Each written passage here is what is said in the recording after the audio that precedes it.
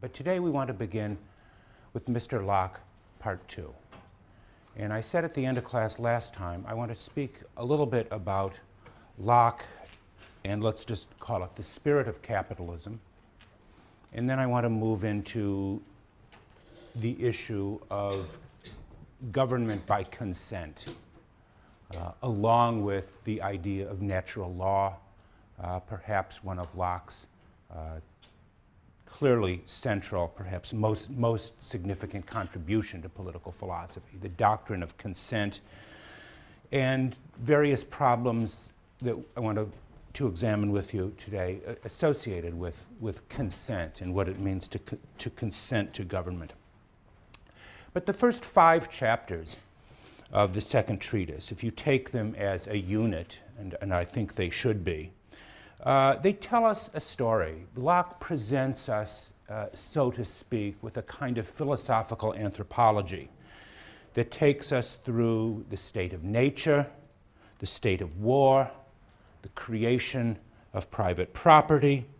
And in the 5th chapter, particularly, Locke begins, as I mentioned last time, with you might say, the original condition of nature, which forms a kind of primitive communism, to the creation of property through the work of one's, the labor of one's body and the work of one's hands. And by the end of the 5th chapter, we have the creation of really a kind of full-scale, sophisticated market economy, replete with various inequalities, perhaps even some large-scale inequalities of wealth and property, all within the state of nature. How did this occur? And most importantly for Locke, what makes this legitimate? What legitimizes this transition, so to speak, from the original state of nature governed by nothing more than the law of nature to the emergence of property and, in a way, a kind of market economy. In many ways, what Locke is doing in the first 5 chapters of the second treatise is retelling, or maybe better, rewriting the account of human beginnings that had originally belonged to Scripture. He tells the story, doesn't he, right, of how human beings, finding themselves in a condition of nature with no one or no authority to adjudicate their disputes and governed only by a natural law, how they are nevertheless able to create and enjoy the use of property created and acquired through their labor and work. Man, he tells us in these opening chapters, is a property acquiring animal, the acquisitive animal, even in the state of nature, where there is again nothing but the natural law to govern human associations and relations with one another. But the problem with the state of nature for Locke, and as to some degree it was for Hobbes as well, is its instability. With no civil authority to umpire disputes, especially disputes over property, the peaceful enjoyment and the further acquisition of property, the fruits of one's labor, are continually threatened by war and by conflict. How can we ever be secure in our person or property with no enforcement agency to resolve breaches of the peace, where everybody is, so to speak, again, the judge and jury and executioner of the natural law? The need for government arises out of the real need to resolve conflicts or disputes over property rights. In many respects, right, this sounds like a very familiar idea, that government exists for the sake of the protection of property rights. It's sort of a kind of cardinal doctrine of what I suppose we would call today libertarianism, the philosophy of libertarianism, so important in a lot of American thought. Locke is in many ways the first writer of my familiarity who claims that, these are his words, the great and chief end of men's uniting into commonwealths is the protection of their property. No one prior to Locke, at least to my knowledge, I think, had ever said in quite such a bold and straightforward way that the purpose of politics was the protection of property rights. And by property, Locke doesn't mean simply objects around us that we have turned into property, but property is rooted, he tells us, first and foremost in our persons, in our bodies. We all begin the life with a certain rudimentary property, if only in ourselves. Property for him implies more than simply real estate, but everything that encompasses our lives, liberties, and possessions. These are all property in the original and in many ways most revealing sense of the term property, that is to say, things proper to us. Is this okay? You with us? Okay.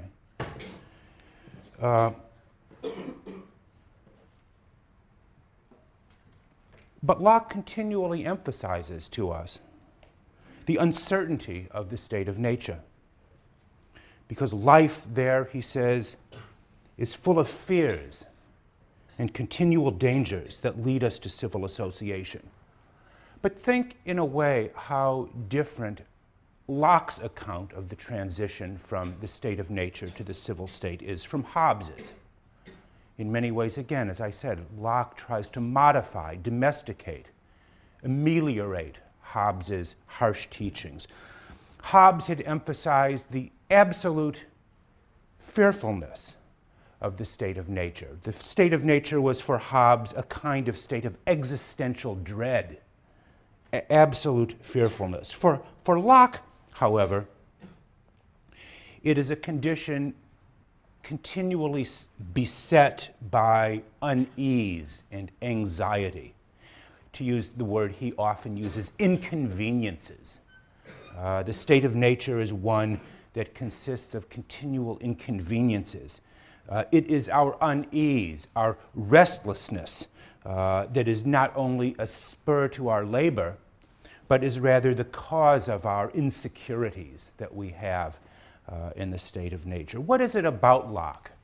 What is it about his account? I don't mean what is it about him in some psychological or personal or biographical sense, but what is it in his writing that leads him to emphasize the restlessness, uneasiness, and you might say perpetually anxious character of human beings in the state of nature?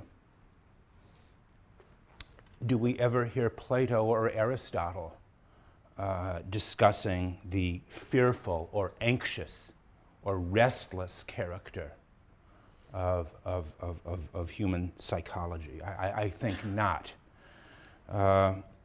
Was this simply a function of Locke's nervous disposition? Was it the fact that he was simply prone to reticence and a kind of fearfulness in the same way that Hobbes himself said? Or does Locke's emphasis on the uneasiness of our condition in the natural condition really represent the qualities of a new class, the new commercial classes, as it were, seeking to establish their legitimacy?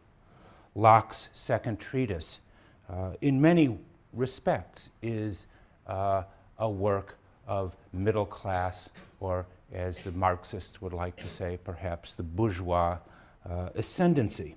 When Locke writes that as he does, that the world is intended for the use of the industrious and the rational, yes?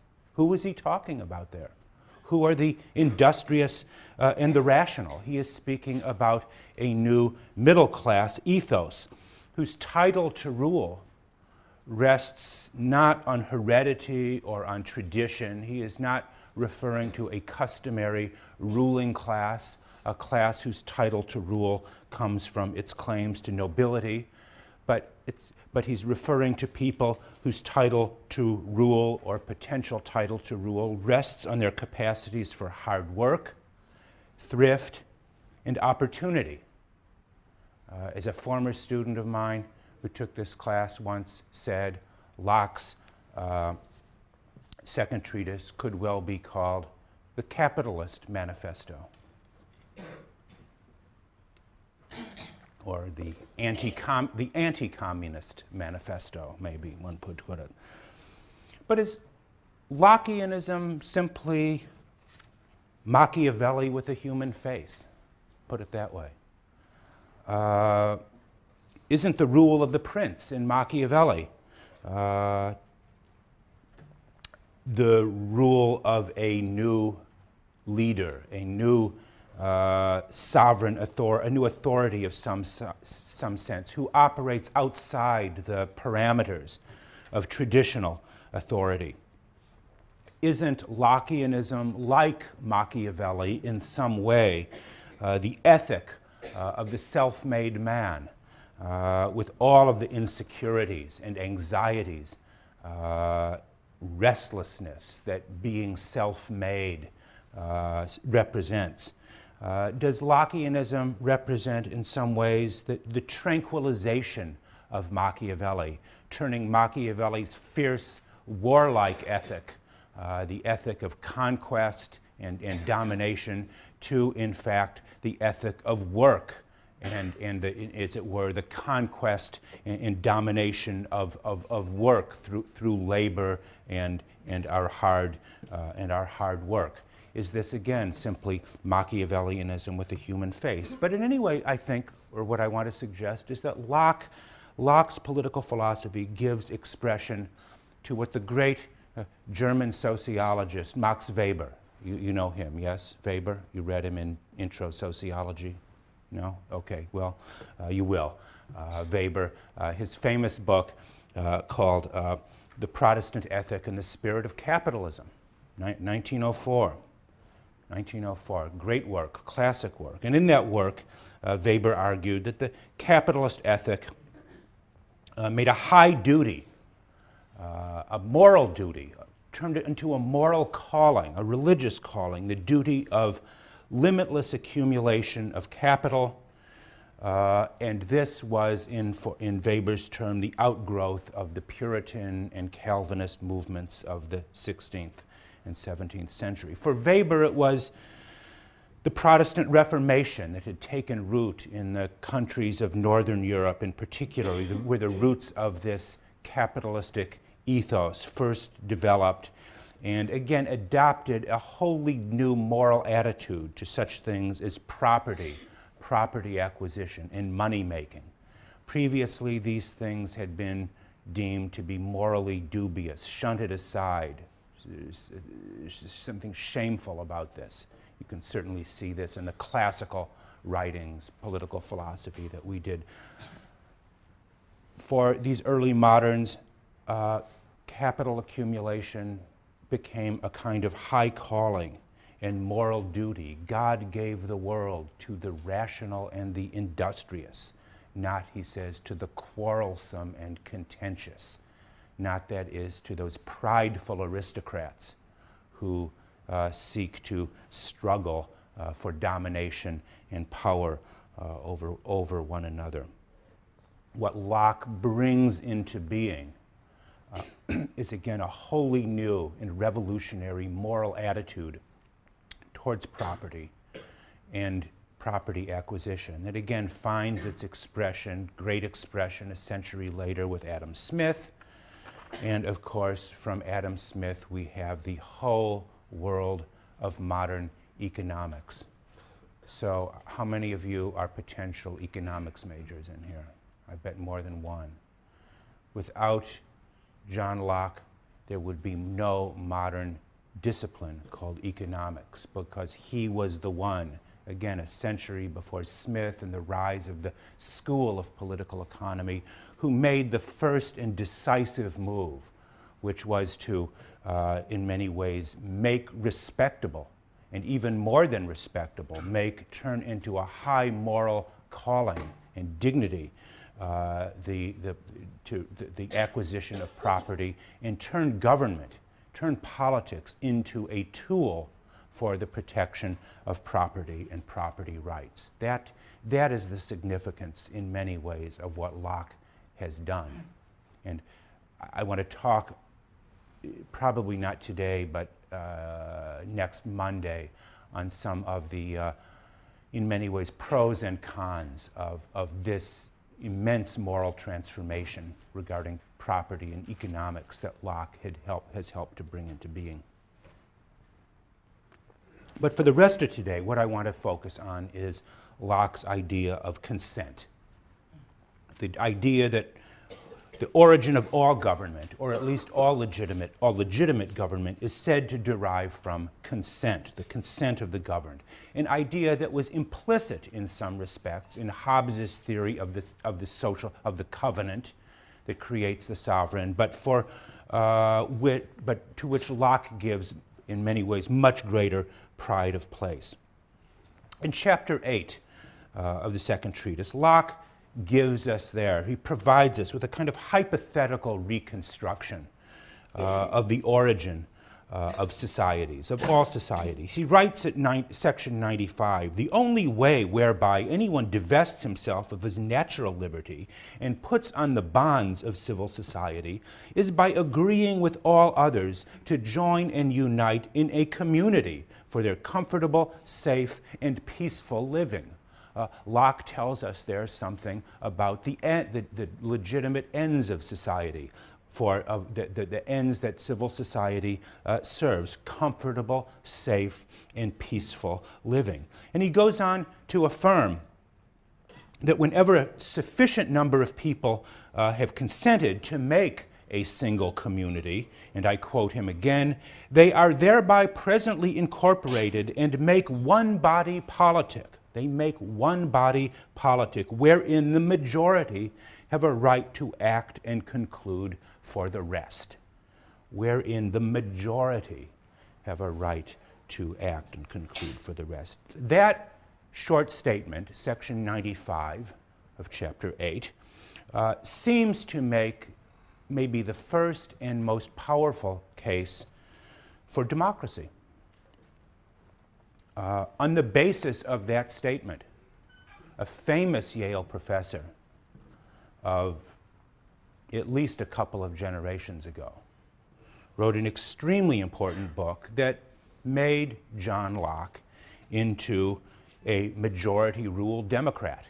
He said in that book that Locke's philosophy provides the faith of a majority-rule Democrat, largely focusing on sections 95, 96 as sort of the key to Locke's political teaching in the second treatise. Does anybody know the name of that man who wrote that book by any chance? Famous Yale political scientist of it, back a while ago. Nobody remembers Wilmore Kendall's book on Locke?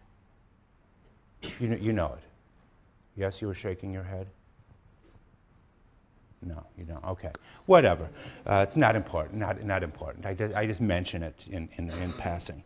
But consider the following sentence again, also, that seems to add to this claim. "For when any number of men, by the consent of every individual, make a community, they have thereby made that community one body, with a power to act as one body, which is only by the will and determination of the majority." What are we to make of this assertion, and in many ways continued assertion, that Locke is, that in any community we are ruled by the majority? To be sure, that idea would have come as an immense surprise, no doubt, to the King of England, to learn that his rule was justified by the consent of the governed. Or if you had done something like cross the English Channel and go to the France of Louis XIV of this period, Louis XIV, who famously said, "L'état c'est moi," I am the state, no doubt would have been very surprised and probably found laughable the idea that his legitimacy came from the consent of his subjects. Who had ever thought such a thing, that government derives from the consent of the majority? Is Locke, in saying that, denying the legitimacy of all government, all governments that do not derive from the consent of the majority? Is he, on the basis of this, truly a kind of majority rule Democrat? Does he undercut, for example, something like Aristotle's argument, who had seen any number of forms of government as equally legitimate in many ways, so long as they are moderate and ruled by law? Or is Locke saying, again, that there is only one form of government, one, again, legitimate or just form of government, government by the majority? That's what he appears here to be saying. And I mention the sense appears. Locke is a slippery fish. He's a slippery writer. He has a tendency to take back with one hand what he gives with the other, doesn't he? Yeah. The agreement to join to make one community, as he calls it, however, is not the same thing exactly as establishing a form of government. In many ways, choosing to have a government, which is what Locke is talking about here in these relevant sections, 95 and 96 and so on, choosing to have a government, to be one people, so to speak, is in many ways an act prior to electing any particular form of government to rule you. The second treatise, in some way, specifies only that governments derive their just power from the consent of the governed. It does not seem to say very explicitly about what form of government people might wish to consent to. In many ways, the second treatise, one wants to say, is even rather neutral to forms of government. The only form of government that seems to be absolutely ruled out on Locke's account is some kind of absolute monarchy. We cannot cede our rights entirely to another individual. But he seems to be relatively open to whatever it is people may wish to consent to. The act of consent alone does not create a government. It is merely an act of forming society. In many ways, he accepts Pope's famous dictum, Alexander Pope's famous dictum, you know, for forms of government let fools contest. Whate'er is best administered is best. In other words, you have the best thing that administers government, that protects your rights to property, and what form it is, whether it's monarchic, aristocratic, Republican, or whatever, is not so important. What is important, and for Locke about the only thing that is important, is that that form of government receive the consent of the governed. And of course, people don't necessarily have to consent to democracy. If Locke is democratic in that way, it is only because he's democratic in the sense that government derives its authority from consent. It does not necessarily have to be democratical in form in that respect. But it is this idea of consent, and you will no doubt talk about this in your sections, it is this idea of government as being by consent that has so much insinuated itself, I'm not sure that's the right word, but is so much formed in many ways the cornerstone of the American regime and American political thought. In many ways, even more, I would suggest, than his doctrine of property and property rights. Locke's doctrine of consent is what captured the imagination of the American founders. When Jefferson wrote about the ends of government, he said the ends of government are to protect life, liberty, and the pursuit of happiness. He seems to have modified Locke's statement about life, liberty, and estate. Why did he do that? We could talk about that. And of course, what is meant by the pursuit of happiness certainly is intended to entail among other things, the acquisition of property. But Jefferson in some ways sort of elevates Locke's language, Lockean language. It is not simply focused on property, but the pursuit of happiness in many ways, however construed, consistent with the rights of others. But it is Locke's language of consent, that the just powers of government derive from consent, that seems to have most inspired Jefferson and the founders. And through that doctrine, it, of course, had a huge effect on America's greatest second founder, Abraham Lincoln. Consider the following passage from Lincoln.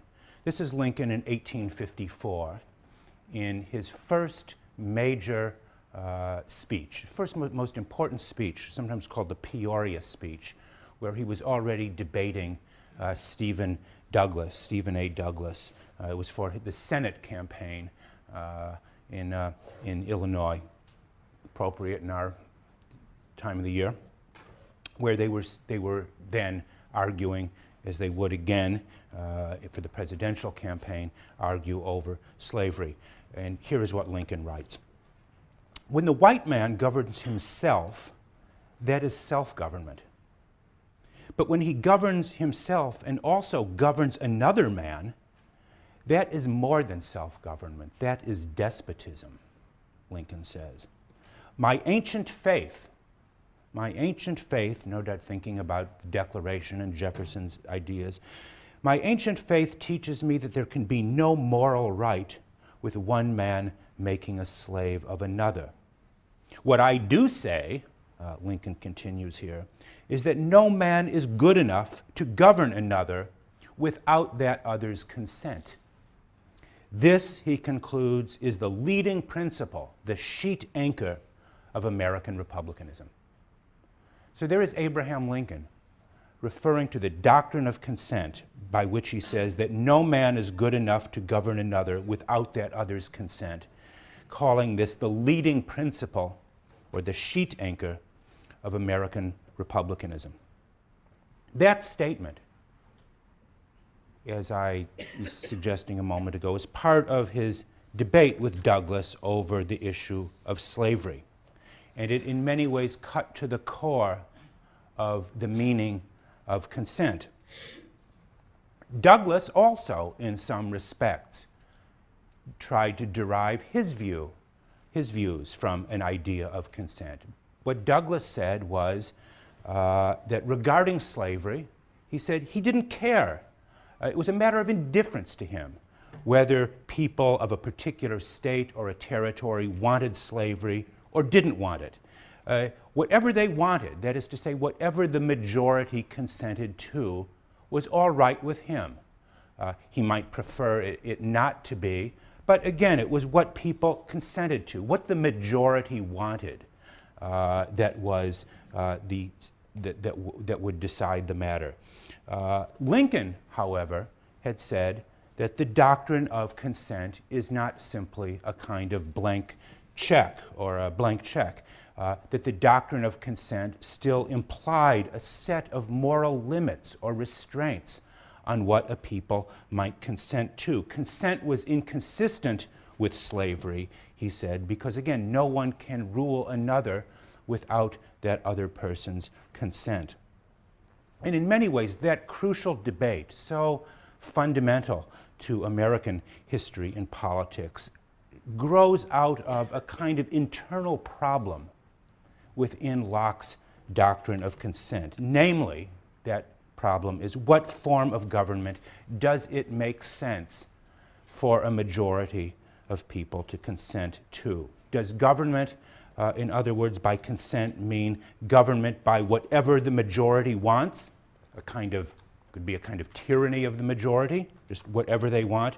Or does government by consent entail, again, certain limits and restraints on what majorities can do? What guarantees does Locke provide, you might ask, that government by consent will be informed consent or rational consent?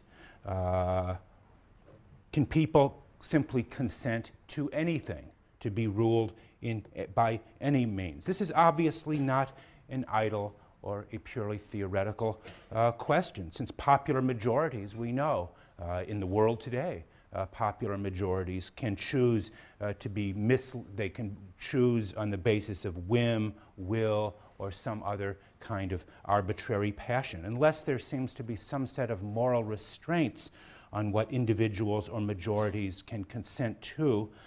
What is to prevent a majority from acting just as despotically or just as arbitrarily as a king or any absolute power? That was the question that Lincoln was raising in his argument against Douglas and his claims about consent.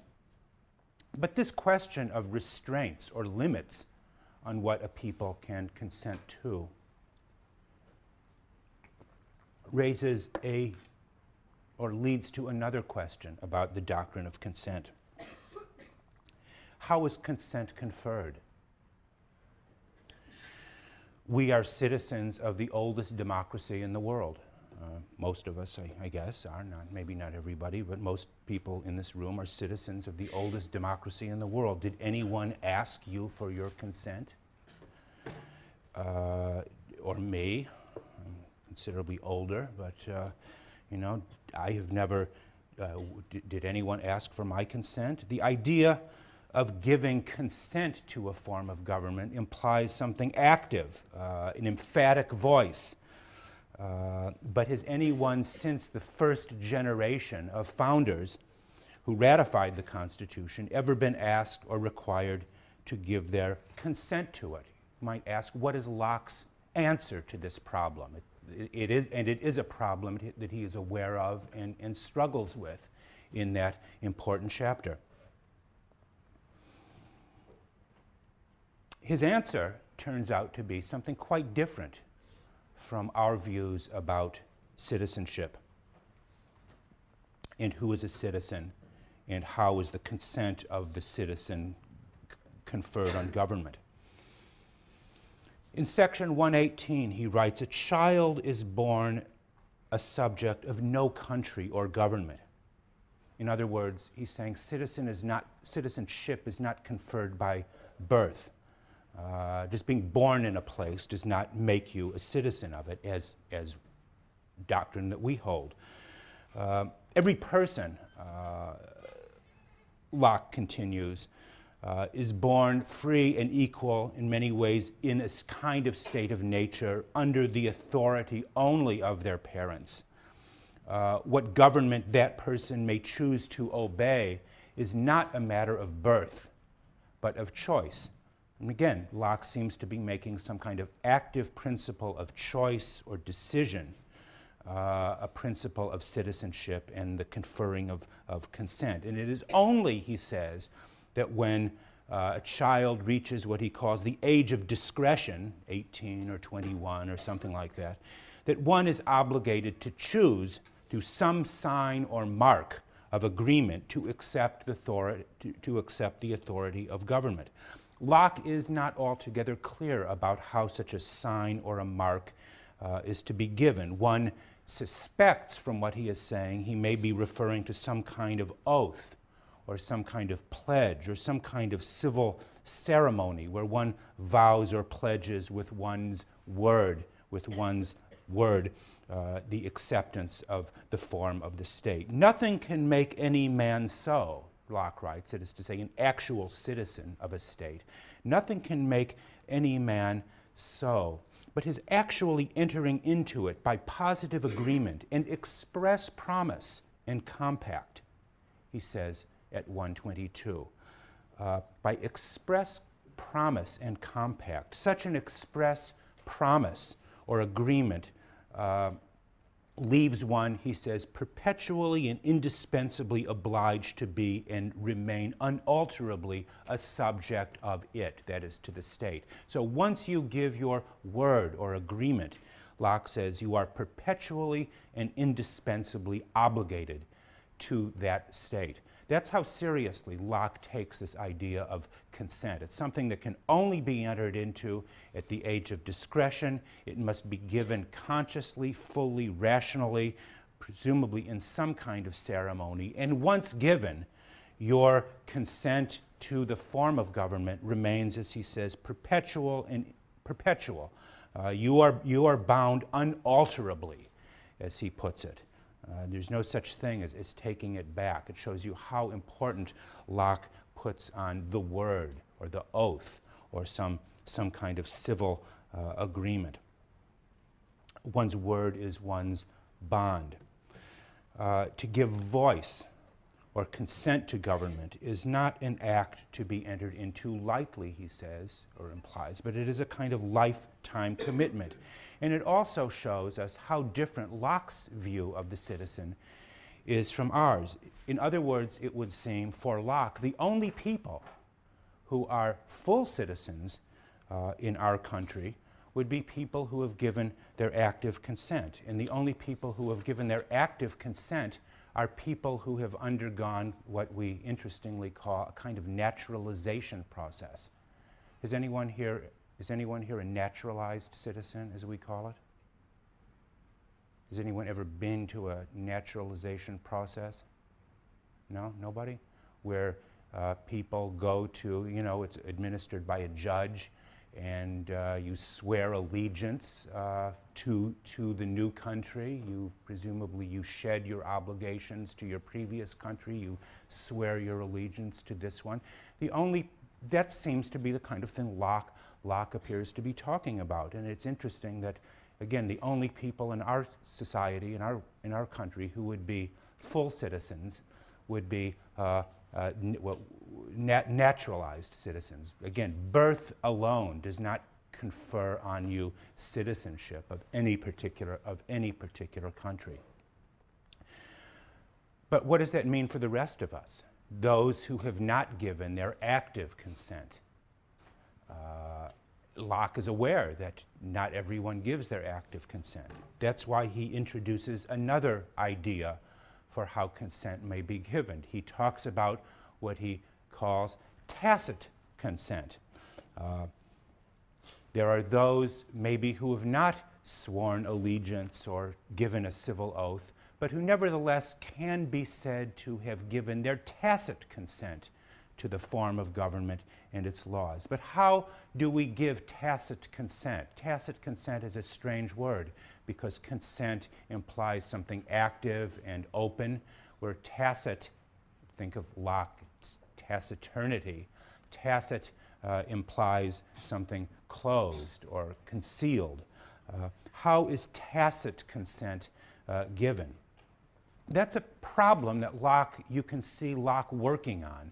To some degree, he says, anyone who simply enjoys the protection of the law, the security of property and person under the law, can be said to have given their tacit consent. They give it, so to speak, ex silentio. Even their silence confers consent. But how do we really know, you could say? How do we know that silence confers tacit consent and silence is not simply silence?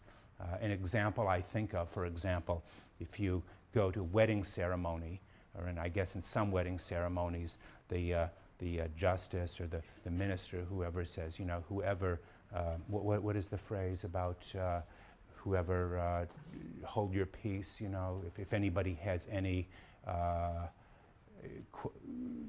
question about this ceremony, speak now or forever hold your peace. And of course everybody's, except in the movies of course, everybody's always silent. Nobody says it. So their consent, you might say, their tacit consent is given.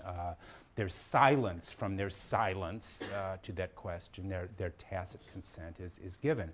But again, that would be one way. But again, how do we know, again, when silence confers tacit consent or silence is simply that, silence? It's an issue that Locke struggles with, and to be sure, never fully or I think satisfactorily resolves. Maybe you will resolve it.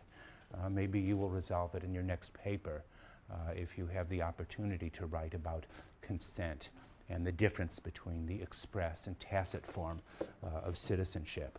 And also the question being, which Locke alludes to but does not fully or does not quite answer, is there any difference in privileges, in civil privileges, between citizens who have given their expressed consent and those who have only been said to tacitly consent to the form of government? Does he suggest that one class of citizens has greater rights or greater responsibilities than the other? You might look into that question too, and see if you think Locke suggests any differences on that. Locke, to go back and just kind of begin to wrap this up for today, Locke does not appear to endorse any particular form of government in the second treatise. The task of forming the government will fall to the decision of the majority. But again, what form the majority will decide remains to some degree an open question. What gives Locke or Lockeanism its distinctive tone, its distinctive voice, is the claim that whatever kind of government a majority decides upon, it must be one that limits the power of the sovereign. We cannot, in this respect, I think Locke is far closer to Lincoln than he was to Stephen A. Douglas. Consent does not simply mean consent to arbitrary rule. It does not mean consent for the power of the sovereign to do anything. Locke's theory of constitutional government is a theory of restrained government, of constitutional restraints, of rule by law. Locke gives in many ways the importance of law and constitutional restraint, what we would today call, I suppose, limited government. He gives this far greater expression, far more powerful expression than any of his predecessors, certainly not Hobbes, who had attributed absolute power to government, or even to Aristotle, who in many ways shares some resemblances with Locke, but even Aristotle had severe doubts about rule of law. Locke is absolutely confident that limited government, restraints on power, whether that power be from the one, the few, or the many, restraints on power is the only kind of government that can be trusted to protect rights. And in one of the few jokes that appears in the second treatise, you might have missed it because Locke is a subtle jokester. He's not like Machiavelli or Plato. Locke is a very understated jokester. You know, he was an Englishman after all. He writes in section 93, referring to Hobbes, but you'll also see his wonderful animal references. He writes in Hobbes, as if men quitting the state of nature entered into society, they agreed that all of them but one should be under the restraint of laws, thinking about Hobbes's Leviathan, but that he should still retain all the liberty of the state of nature, increased with power and made licentious by impunity. He goes on to say, this is to think that men are so foolish that they take care to avoid what mischiefs be done to them by polecats and foxes, but are content, nay, think it safety, to be devoured by lions. The lion being the Leviathan sovereign. Whereas in the Lockean state of nature, human beings are like polecats and foxes. They're noxious creatures, he says, but they're not truly dangerous to you. And when one enters the state of nature, when one leaves the state of nature to enter civil society, one is certainly not doing so to empower a sovereign with lion-like powers over you, as he says. Who would do this? It's better to have some kind of theory of restrained government, limited government, to do this for you. What I want to do, I'm going to end on this note, what I want to do on Monday when I wrap up Locke is to continue with his doctrine of limited government because it turns out there is a very important exception to it. There is a kind of escape clause, and I would encourage you, as you read it, to pay particular attention to chapter 14 of the second treatise, his chapter on what he calls prerogative power, the doctrine that has very, very important and grave implications for our politics today. It's a very important chapter, and I want us to continue this and then talk a little bit about the pros and cons of Lockean political philosophy.